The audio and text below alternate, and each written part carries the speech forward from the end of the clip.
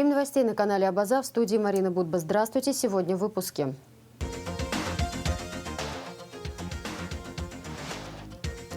У карантина одна альтернатива. Лекция о необходимости вакцинации и механизме действия коронавируса на организм человека прошла в НИИПИД.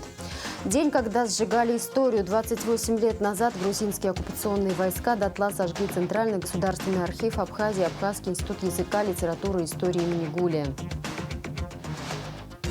Спасательный круг абхазского быта. Сохранить культуру древних абхазов – одна из главных задач абхазских мастеров гончарного дела. Начнем с информации оперативного штаба по защите населения от коронавирусной инфекции. Ситуация на 22 октября следующая. За прошедшие сутки тестирование на коронавирусную инфекцию проведено у 445 человек. Диагноз COVID-19 подтвержден у 134 из них. На данный момент в Гудаутской ЦРБ находится на стационарном лечении 148 человек. У 123 из них диагноз COVID-19 подтвержден. В тяжелом состоянии 27 человек, состояние здоровья 62 пациентов средней степени тяжести. Выписано 11 пациентов. Общее число выявленных заболевших коронавирусом в Абхазии на сегодняшний день составляет 3306 человек. Выздоровели 1289 человек, 33 летальных случая. В Гудаутский госпиталь было доставлено 11 человек. 18 октября в Гудаутскую больницу была доставлена 61-летняя пациентка в тяжелом состоянии с двусторонней полисегментарной пневмонией и дыхательной недостаточностью второй степени. У пациентки была подтверждена коронавирусная инфекция. Несмотря на проведенную интенсивную терапию, женщина скончалась 21 октября на фоне острой сердечной и легочной недостаточности. В мобильном многопрофильном госпитале, развернутом на территории пансионата Айтар, в Сухуми находится 21 пациент с подтвержденным диагнозом новой коронавирусной инфекции. Состояние здоровья 20 пациентов средней степени тяжести, в тяжелом состоянии 1 человек. В связи со складывающейся санитарно-эпидемиологической ситуацией в стране президент Абхазии Аслан Бжани выступил с телевизионным обращением к народу Абхазии. Только общими усилиями мы сможем сохранить здоровье родных и близких. Исключительно соблюдая рекомендации специалистов, мы сможем остановить распространение инфекции. Отмечается в частности в обращении главы государства. Уважаемые граждане, наша страна, как и весь мир, переживает трудные времена. Тенденция к увеличению числа зараженных COVID-19, охватившая практически все континенты, не обошла стороной и Абхазию. На сегодняшний день в республике число подтвержденных случаев заболевания превысило 3000 человек, и это серьезный повод для беспокойства. При этом следует отметить, что растет и число вылечившихся. В настоящий момент их более 1500. Это стало возможным благодаря действиям медицинских работников, которые проявляют пример преданности своей профессии, а в некоторых случаях мужества. В результате переговоров с руководством Российской Федерации была достигнута договоренность о направлении в Абхазию мобильного многофункционального госпиталя Министерства обороны Российской Федерации. Госпиталь развернут на территории Сухумской гостиницы «Айтар» и уже принимает пациентов. Полевое медицинское подразделение оборудовано всем необходимым для стационарного лечения 150 больных. Работу полевого госпиталя будут обеспечивать более 100 высокопрофессиональных военных медиков. От имени народа Абхазии выражаю благодарность президенту Российской Федерации Владимиру Владимировичу Путину, министру обороны России Сергею Кужугетовичу Шойгу за оказанную помощь в этом важнейшем для нас деле. На основании решения Координационного штаба по защите населения от коронавирусной инфекции я подписал распоряжение о введении в стране ряда ограничительных мер. Несомненно, изменить привычный образ жизни, испытывать ограничения довольно непросто для каждого из вас. Но, к сожалению, в настоящее время это единственный выход, и я прошу отнестись к этому с пониманием. Все предпринимаемые меры нацелены исключительно на сохранение жизни и здоровья граждан как высшей ценности для государства. Согласно распоряжению, некоторые категории граждан освобождены от выполнения трудовых обязанностей с сохранением заработной платы.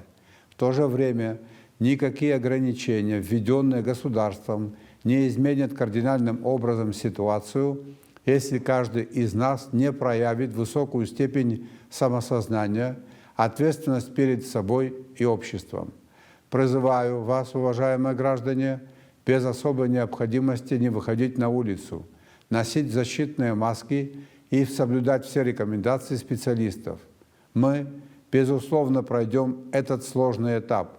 Наладится привычная жизнь, возобновятся свадебные торжества. Но сложившаяся сейчас обстановка требует от нас проявления самоограничений, отказа от мероприятий с участием большого количества людей. Защита населения от коронавирусной инфекции является задачей номер один для руководства страны. Абсолютно уверен в том, что святая обязанность по защите жизни и здоровья граждан не может быть предметом пиара и зарабатывания политических дивидендов. Очевидно, что в полной мере и немедленно решить все проблемы отечественной медицины невозможно. Однако руководство страны в приоритетном порядке постепенно, шаг за шагом решает вопросы, связанные с обеспечением здоровья граждан, изыскивая для этого возможности. На борьбу с пандемией с марта по настоящее время общими усилиями властей, бизнес-сообщества, нашей диаспоры в Москве и Турции, друзей Абхазии, международных организаций потрачено более $250 миллиарда рублей. Государством изысканы необходимые средства для расширения штатного расписания вирусологической лаборатории.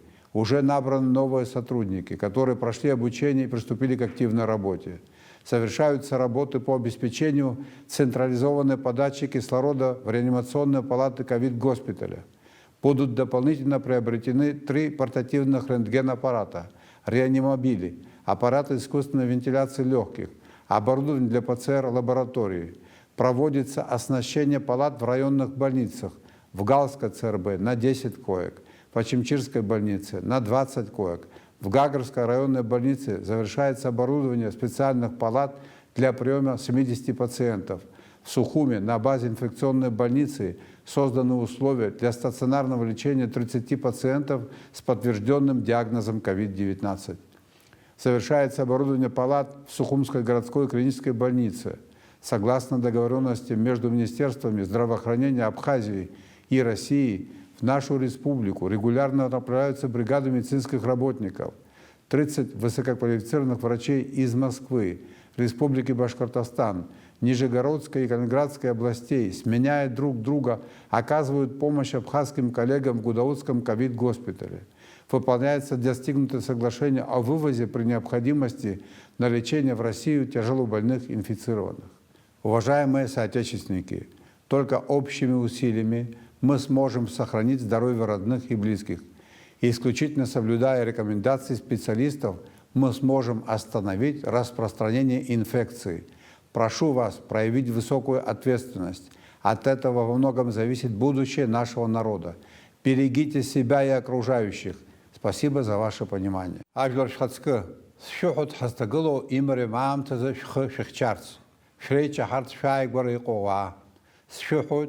يا عرب شو بخدر حركة طالع يا نحكلا بشاركوا عايز ردوكوا يا حرماتي ببصر قراخ نقرا دار شرطو بيحزاي ز چمزرا خم بدوي حيايوي يحاولوا تشاركوا يمبحقلوا تنحكوا اخيخا يا نحكل روبزيجي حزخوت سرو بوتسبي امش اغوبزير شمزايد زيجي انسدو илопш хзайд. В свою очередь, с обращением к президенту Абхазии Аслану Бжане обратились более 50 пациентов Гудаутской центральной больницы с диагнозом коронавирусной инфекции, пневмонии, с убедительной просьбой обратить особое внимание на повседневный непосильный труд обслуживающего персонала под руководством главного врача Хаджарата Шамба. Отмечается, что в больнице остро ощущается нехватка в кадрах, нужен хорошо обученный медперсонал, соответствующий современным требованиям. Высококвалифицированных абхазских врачей сегодня много не только в Российской Федерации, но и за рубежом.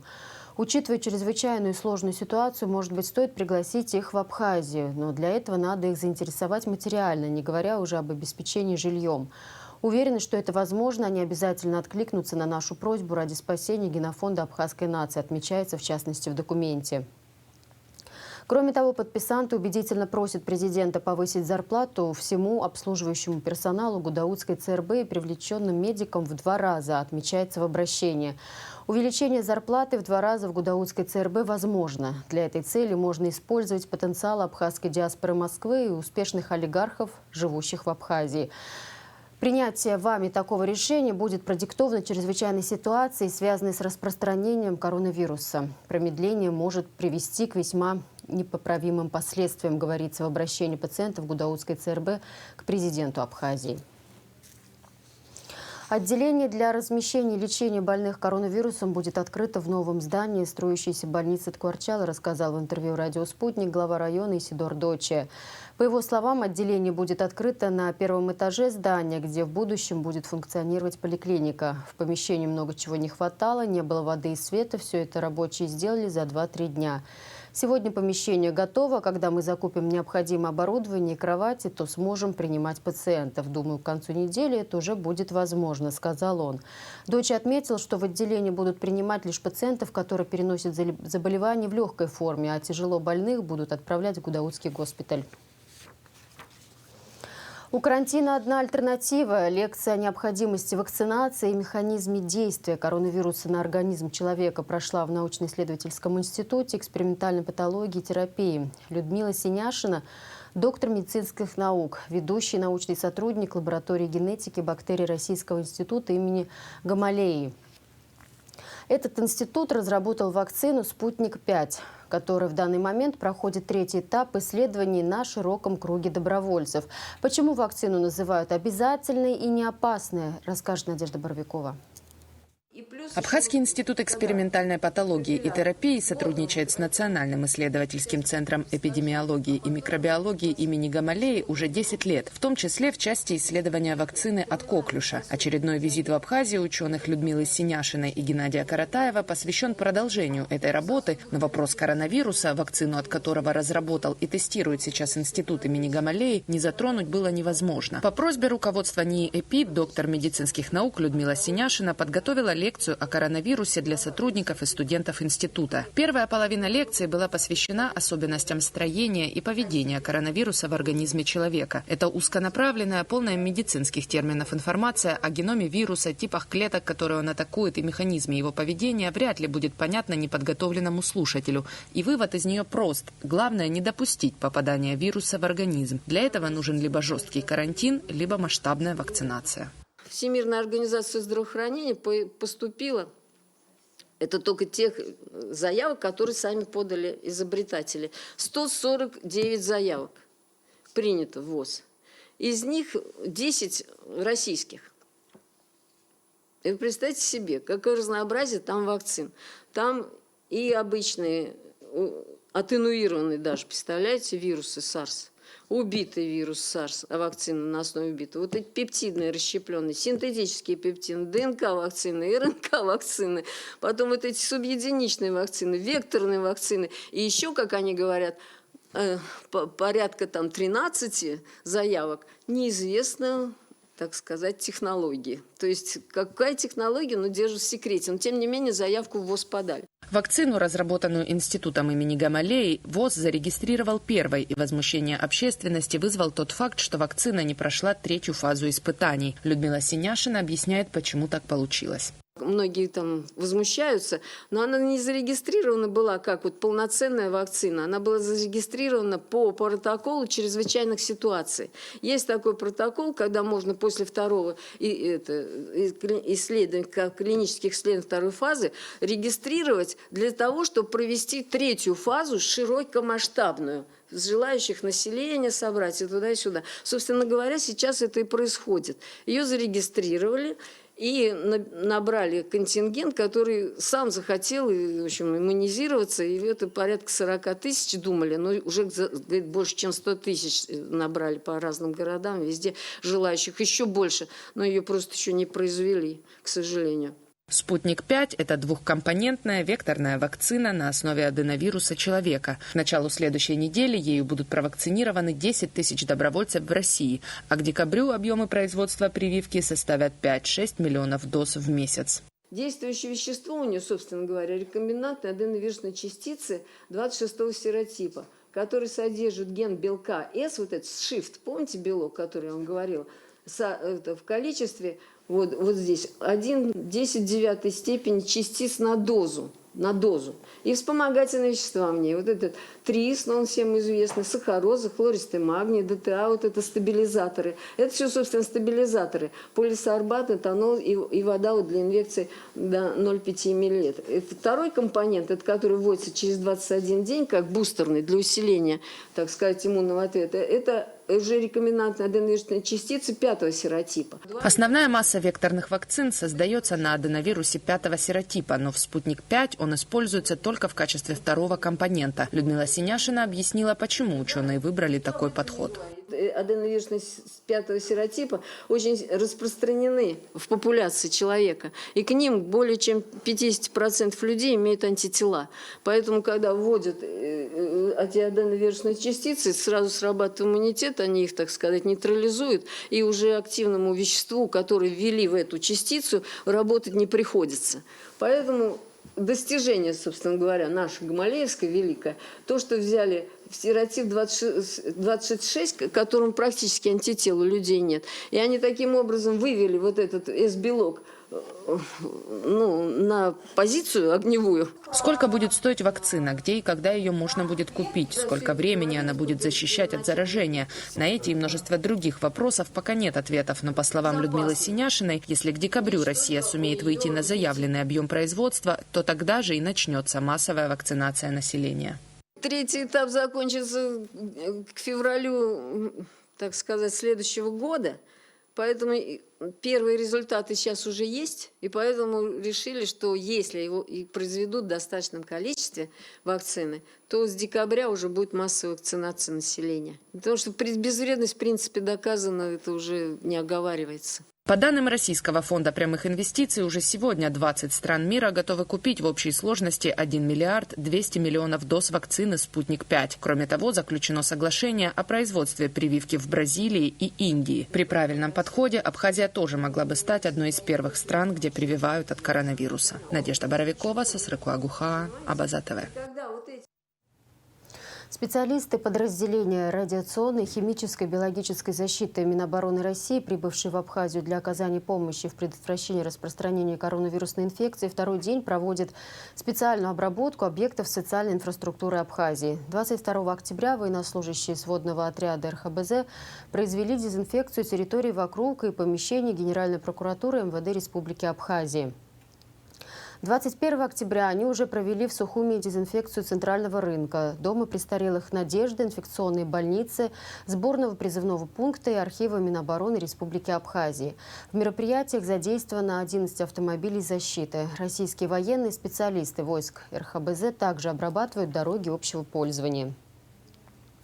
Главный специалист по лучевой и инструментальной диагностике Минздрава России профессор Игорь Тюрин считает, что людям не стоит делать компьютерную томографию профилактически без назначения врача, сообщает РИА Новости. КТ хорошо выявляет изменения в легких, но она не диагностирует инфекции. Это означает, что если у конкретного пациента с конкретными респираторными жалобами нет изменений при КТ, это совершенно не означает, что он не болеет коронавирусной инфекцией. Потому что наличие или отсутствие ковида может установить только лабораторная диагностика, только ПЦР-реакции и последующие иммунологические тесты, пояснил Тюрин.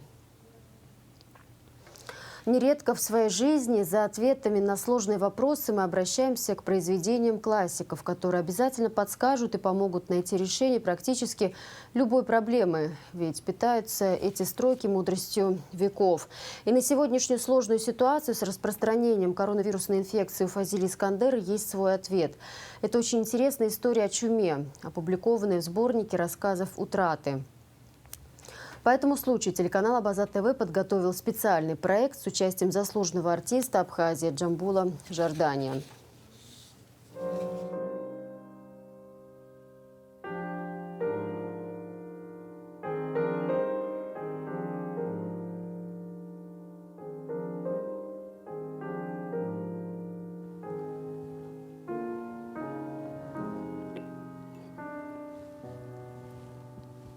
Примерно в 1933 году в нашей деревушке вспыхнула черная оспа.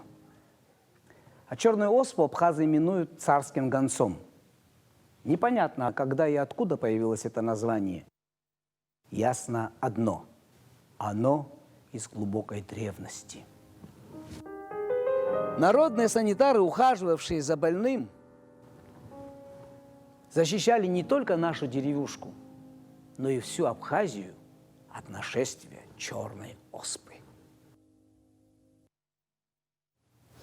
Отрывок из сборника рассказов Фазили Искандера «Утрат» в исполнении Джамбула Жордания смотрите на нашем канале после выпуска новостей.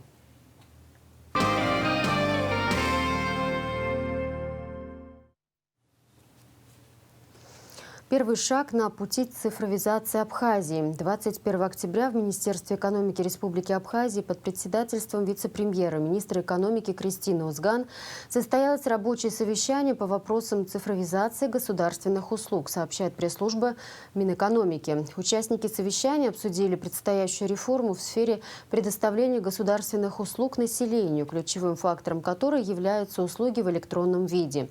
Правительство делает ставку на развитие электронных госуслуг и сервисов. Цифровизация призвана повысить эффективность государственного управления и помочь гражданам.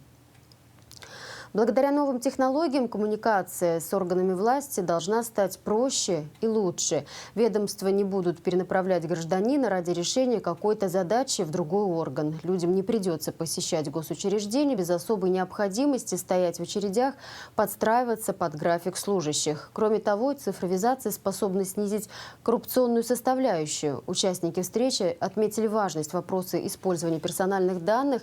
Все сошлись во мнении о необходимости предусмотреть максимально высокую степень защиты этих данных. День, когда сжигали историю. 22 октября. Трагический день для памяти, культуры и истории абхазского народа. 28 лет назад грузинские оккупационные войска дотла сожгли Центральный государственный архив Абхазии, Абхазский институт языка, литературы и истории имени Гулия. Тему продолжит моя коллега Элеонора Гилаян. Это было беспрецедентное преднамеренное преступление, направленное на уничтожение исторической памяти абхазского народа. Как рассказывает начальник Государственного архивного управления Роман Гвинджа, за долгие годы не раз ему приходилось рассказывать об этом теракте против памяти иностранным коллегам и журналистам. Реакция у всех едина. Первое время для них это даже шок. Они не могут понять, как это можно сжечь архив. Ну, вы понимаете, архивы горели. Да, бывало во время боевых действий, там снаряд попадет или еще что-нибудь. Но чтобы целенаправленно сжечь архив, архивы крали, воровали, забирали. Но они все-таки сохранялись. Но вот чтобы целенаправленно сжечь полностью весь архив, это, наверное, единственный такой случай. И поэтому это, конечно, попадает под определение культурного геноцида. Потому что думали лишить нас истории, лишить нас памяти исторической. Ну и помимо, знаете, я еще больше скажу, помимо архива и гробни, в планах у оккупантов было и сожжение и Государственного музея Абхазии, и драматического театра. Но почему это не произошло? Потому что, ну, вы знаете, где Государственный музей, там примыкает рядом многоквартирный дом, там жили два генерала грузинских. И поэтому не сожгли, но разграбили, конечно. А драмтеатр был один из их лидеров, их так называемого движения, Дима Джаяни, который сказал, зачем будем сжигать, абхазы уже сюда не вернутся, театр достанется нам, мы будем здесь играть. В тот период столица полностью контролировалась оккупационными властями, и потому вполне понятно и объяснимо, что акт демонстративного сожжения происходил в присутствии и под строгим контролем офицеров грузинской армии. В тот период на постоянном хранении в архиве было 176 343 дела в 673 фондах. Более 160 тысяч единиц хранения было уничтожено. То есть из всего фонда, который был в Абхазии, сохранилось процентов 8, наверное, только. Остальное все, к сожалению, было уничтожено. И многие документы, они уже никогда мы не сможем. Они не были перенесены на эти микрофильмы. Там же тоже шел этот процесс, он же не такой быстрый. И поэтому эти уже документы уже никак не восстановить. Но мы сейчас вот собираем, помимо того, что материала, который здесь в Абхазии скапливается, стараемся вот выявлять документы и в других странах. В частности, вот есть сотрудница такая, Милана Бжанья, мы ее сейчас взяли в штат, она закончила историко-архивный институт при гуманитарном университете. Была, кстати, лучшей студенткой университета. Сейчас она продолжает учебу там. И одновременно уже она какие-то материалы нашла в Государственном архиве Российской Федерации. Будет продолжать сотрудничать с другими российскими, в частности, московскими архивами, где есть документы по истории Абхазии. Мы связались с Миланой Бжани, специалист сейчас в Москве, но поделилась с нами своим взглядом на сложности и перспективы архивного дела в Абхазии. На данный момент стоит вопрос о методах реконструкции утраченных архивных документов, считает Бжани. Сейчас, по словам специалиста, много упущенного, и вся работа в основном строится на энтузиазме и заинтересованности абхазских архивистов. И так у нас отсутствует источниковая база, которая подтверждает те или иные исторические события и важные для нас, для нашего государства. Мы должны заняться этой работой, заняться тем, что восстанавливать нашу документальную память нашего народа. И в связи с этим хотелось бы в этот день обратиться не только к руководству страны, но и тем людям, которые причастны в организации такой работы, что здесь должна быть консолидация ученых, историков, архивистов, которые так же, как и мы, озабочены тем, что происходит, что не уделяется определенной поддержки в проведении определенных мероприятий, которое бы помогло нам уже на каком-то уже другом уровне международном заявить о себе и при этом опираясь на какие-то источники, источниковую базу. Конечно же, работа велась и на сегодняшний день ведется. Бывает то, что проходят какие-то мероприятия, конференции, но это разовые проекты, которые, опять-таки, мы стараемся проводить через людей, которые понимают значимость данной работы. Поэтому здесь нужно понимать, что это должна быть государственная программа, и необходимо создать такую государственную комиссию, которая будет заниматься непосредственно этой работой для воссоздания прошлого и воссоздания нашей исторической памяти. На данном этапе и уже 4 года как абхазские архивисты работают над оцифровкой микрофильмов, которым чудом удалось сохраниться. Чудо заключалось вот в чем. Архив располагался на нынешней улице Абазинской. Там был главный корпус. Рядом стояли 2 церквушки, в которых также хранились документы. Но основные документы на бумажных носителях хранились в главном корпусе, который подожгли. Однако, когда грузины поджигали архивы, они не учли один нюанс. До войны в Абхазии особо ценные документы хранились не только на бумажных носителях, а создавались микрофильмы и фотокопии. Они хранились на пленках в этих самых церквушках. И по такой счастливой случайности многие документы сохранились. Тем не менее, время не ждало, а пленки портились. Сравнительно недавно вопрос о восстановлении архива Абхазии, в том числе декодировки цифровых носителей, поставили на женевских дискуссиях по безопасности и стабильности на Южном Кавказе. Это главный такой технический отдел нашего учреждения, который был организован, кстати, при содействии Совета Европы и при очень большой помощи наших коллег из чешских архивов. Даже хочу назвать их имена. Это Ивана Скалова, Якуб Ярыш, да и многие другие. Дело-то в чем, вот Роман Хайкевич рассказывал, что на переговорах по женевским дискуссиям был поднят вопрос о воссоздании архивного фонда Абхазии, который был, к сожалению, сожжен. И вот там был поднят вопрос провести всю эту работу. Но так как у нас не было ни средств, ни специалистов, ничего, с этим вопросом начали работать вот в этом формате. И к нам прибыли пару лет назад специалисты из Чехии, которые осмотрели весь этот процесс и помогли нам с организацией данного вопроса. Буквально в прошлом году в Праге, кстати, проходил 2-недельный курс повышения квалификации наших сотрудниц.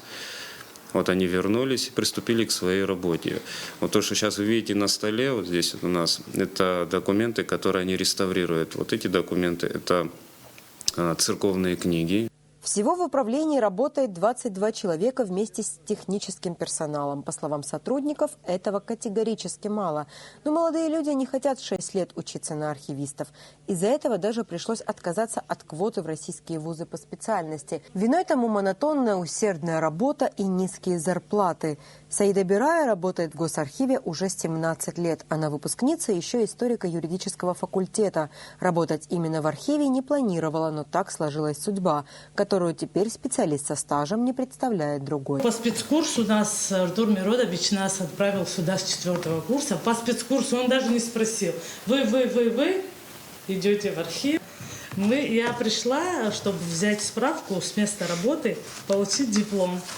И я тут осталась. Да, изначально я старший хранитель фонда, я делала совсем другое.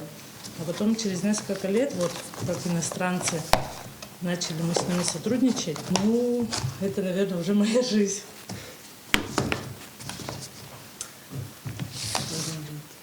Мне нравится. Конечно, уже нравится. Интересно. Документы интересные.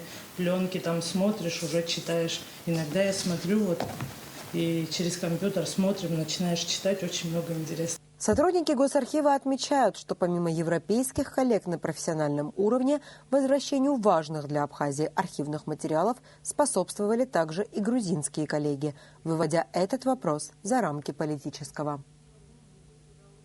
Элеонора Гилаян, Александр Чернов, Абаза ТВ. Официальная хроника. Начальнику Государственной миграционной службы Республики Абхазия полковнику Рамину Габлаю присвоено очередное воинское звание генерал-майор. 21 октября соответствующий указ подписал президент Аслан Бжани, сообщает пресс-служба президента Республики Абхазия. С 2009 по 2014 годы Рамин Габлай был первым заместителем министра внутренних дел Абхазии. 15 июля 2020 года Габлай возглавил Государственную миграционную службу Республики Абхазия. За большой вклад в укрепление братских отношений между народами Абхазии и Карачаево-Черкесии в развитии и популяризации национальной литературы указом президента Аслана Бжани Олег Этлухов награжден орденом Ахдзепша второй степени. Спасательный круг абхазского быта. Сохранить культуру древних абхазов – одна из главных задач абхазских мастеров гончарного дела. Как происходит процесс изготовления изделий из глины, какой она бывает и откуда берет свое начало, можно узнать в документальном фильме «Абхазская керамика». Коротко об этом кино в репортаже моей коллеги Виолы Барганджи. Гончар-самоучка Руслан Пандария работает с глиной уже много лет. К такому делу, как рассказывает мастер, пришел без специального обучения уже в зрелом возрасте. Сегодня за его плечами сотни, а то и тысячи разнообразных работ. А вот сам дом художника в Новом Афоне полон вот такими керамическими скульптурами.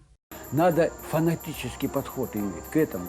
И надо работать, постоянно трудиться. Тогда, конечно, Боженька даст тебе результат. Работы мастера отличаются не только своей оригинальностью, но и достаточно нестандартными размерами. Если вдруг кому из гончаров потребуется обжечь изделия в больших объемах, то они обращаются к Руслану, ведь именно у него одна из самых мощных печей во всей республике. Я ее специально сделал для того, чтобы обжигать большие скульптурные композиции, связанные с парковой скульптурой, а также большие сосуды. Температура обжига до 960 градусов, до 1000 тоже можно дотягивать ее. Вот. Черепок очень хороший, очень красивая глина. Проблема этой печи в крышке. Вот. Крышка должна герметично закрывать саму печь и не пропускать тепло. Тепло поднимается вверх, поэтому пришлось саму крышку делать массивную. Она весит около 500 килограмм. Ну и сам подъемник тоже с лебедкой надо было придумать, с блоками, чтобы это все поднималось и опускалось. Вроде бы простая печь, но в то же время очень большие были сложности с механикой самой печи.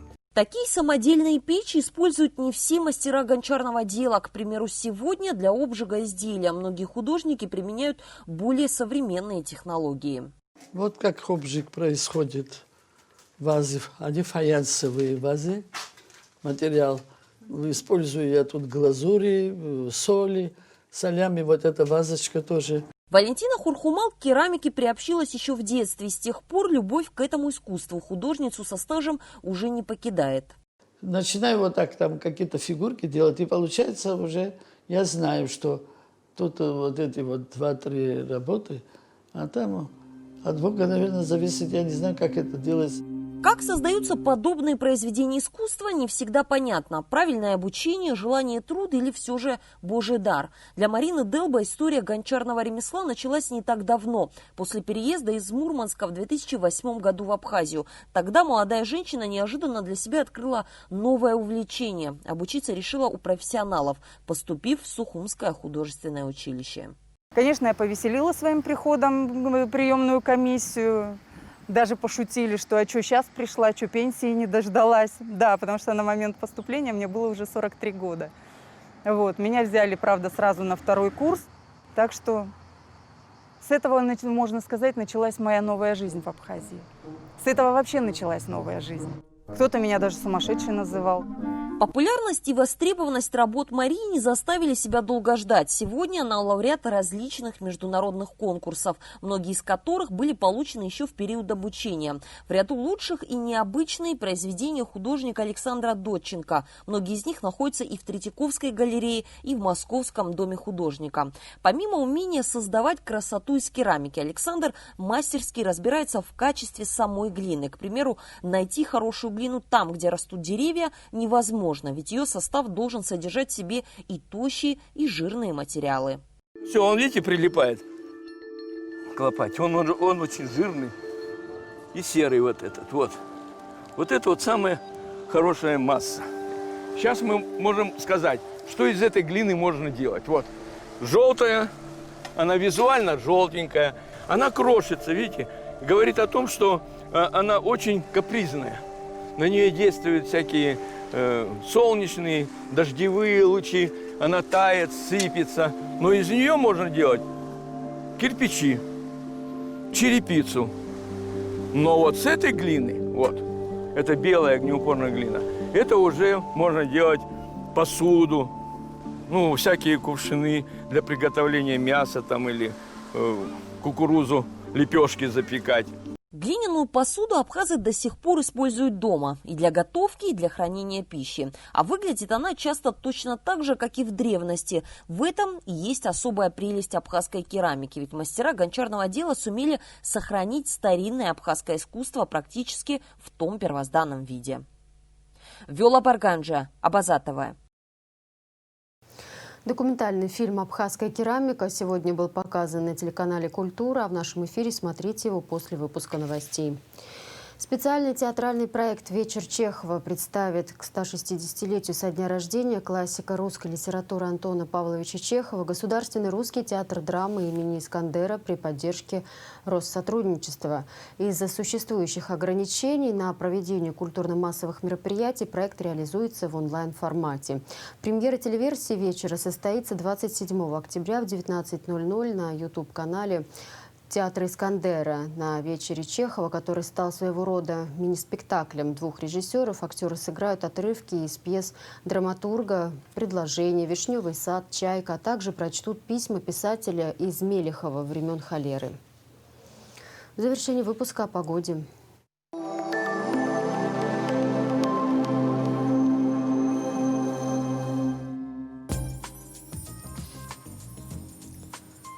Как сообщают синоптики, в пятницу, 23 октября, в республике небольшая облачность, без осадков. Температура воздуха ночью 14, днем до плюс 23.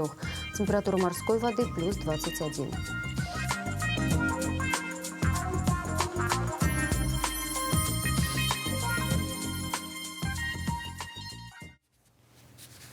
На этом пока все. За развитием событий следите вместе с нами и на сайте abaza.tv. До встречи.